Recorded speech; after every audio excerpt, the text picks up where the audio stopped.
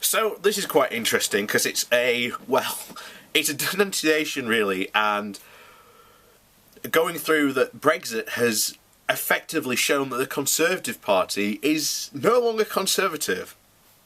So Conservatives, wrote the historian Robert Eccleshaw, are tempered and cautious and prudent, suspicious of grand schemes and utopias. They venerate what works, pride themselves on practicality of their policies, and remain sceptical of all theories and abstractions.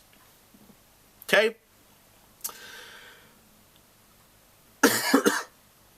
The thought, that line that links the ideological Buke, Disraeli and Thatcher is not simple that the state should be small, but its administrators should be by preference to do little. For Conservatives, there is a natural order in society. Left to its own devices, tends to work fine. That's the theory.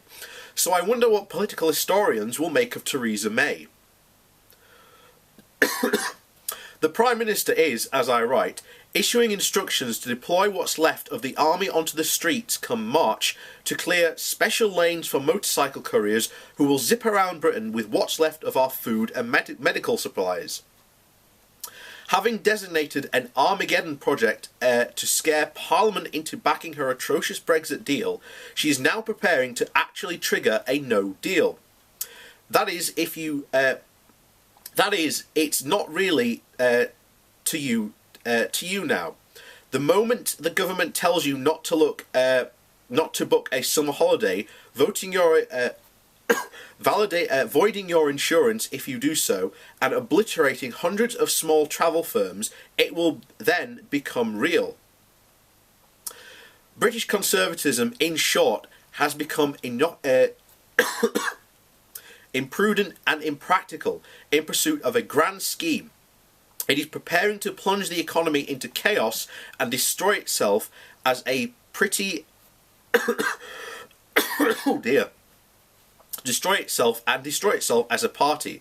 Faced with something they actually did work, although not well, it is determined to destroy in a flavour of abstraction.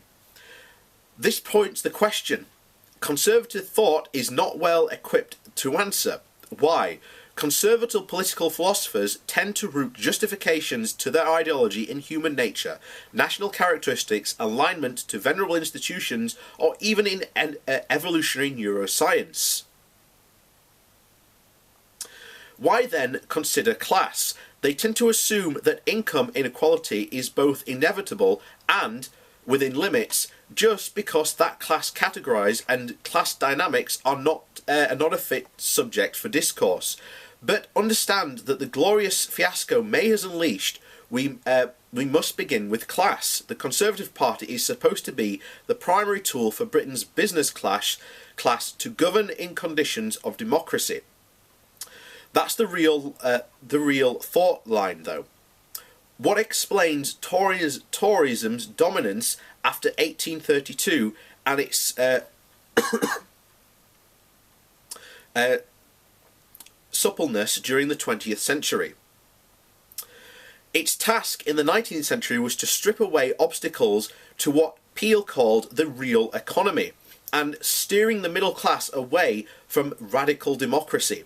In Toryism's obsessive battle with abstractions, the abstractions to be avoided were usually those that might translate to the principles and the political democracy into economic democracy, or civil justice into societal justice for the working class. In the 20th century, its task was to manage the interest of a bourgeoisie that had grown rich, not just from industry, but from empire and finance. Even when it had to manage the relative decline of all three, it did so becoming primarily... sorry, I've got a terrible cough today. Where are we? Partly becoming unhinged.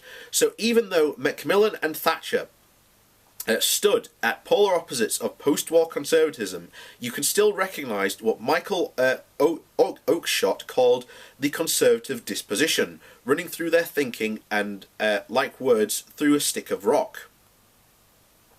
What's gone wrong with conservatism mirrors is what's gone wrong with the British bourgeoisie. After 30 years of globalisation, it has become unanchored, fragmented and culturally detached from the most of its institutions it was aligned to. When you meet rich people, say for example the front 15 rows of the stalls at Covent Garden on a big Wagner night, the prominent flavours are the are the city, the boardroom and the elite universities and the administrative class, the civil servants, public affairs consultants and the odd politician.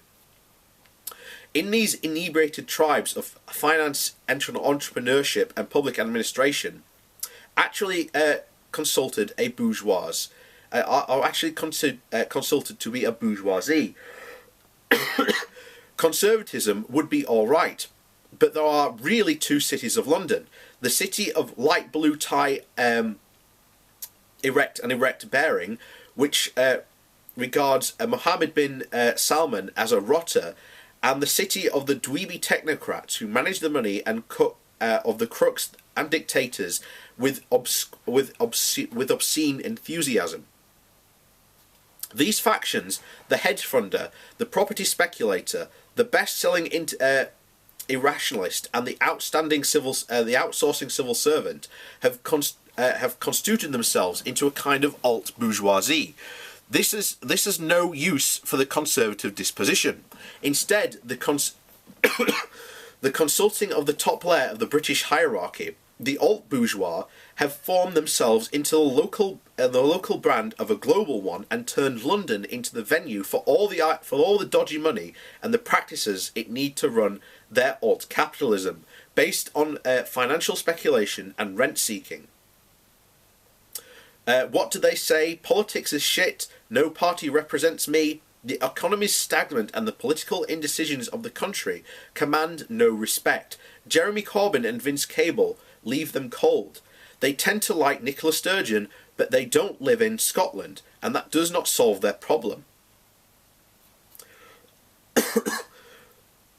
A traditional, prudent, liberal conservatism would solve their problem, but it no longer runs in the Conservative Party. You can't simultaneously represent the interests of a globally focused, rent-seeking, utilitarian, callous bunch of crooks at the same time as the upper middle class of a civilised society.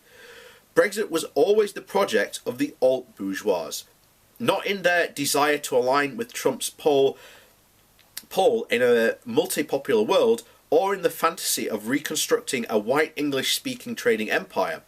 Above all, what their businesses thrive amongst is chaos. You can always trade unpredictably in the markets, and as the world goes down the plan, the price of a duplex apartment in Vauxhall Bridge will always go up.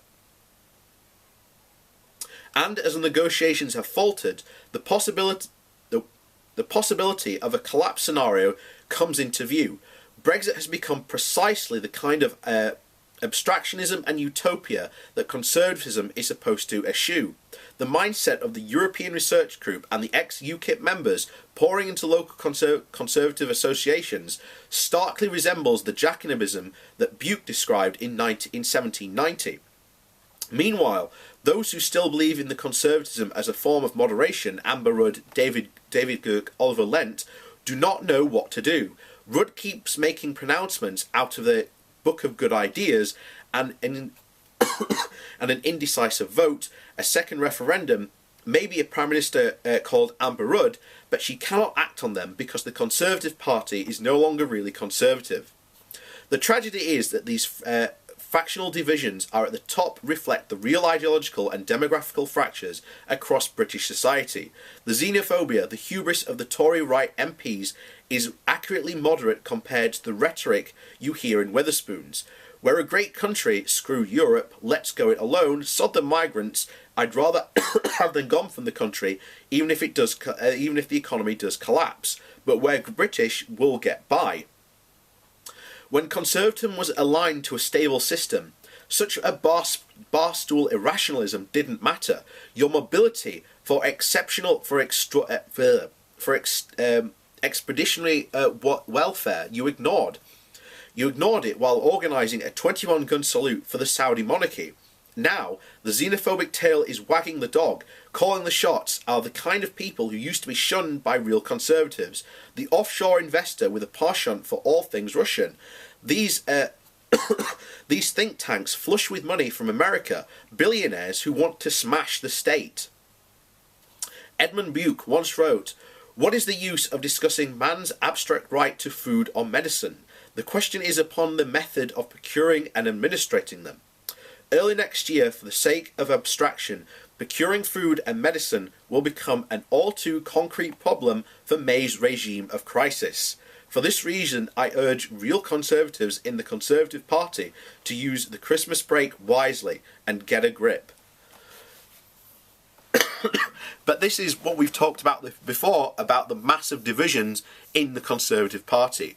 Even if Remain had won at the referendum, the Conservative Party would be in an absolute disaster. And even post-Brexit, the Conservative Party looks as if it will fracture into two separate parties, because we've talked about this before, that there is one part of the party that does not want any form of regulation. This is why they hate Europe so much. And on the other side, there is the other group of Conservatives who are like, no, actually, we do need some form of regulation. So even after Brexit, the Conservative Party will completely fracture, because a lot of these Conservatives who do not want all this regulation are going to push hard, and they're going to push fast as they can to get rid of all the European regulation that we have left in this country.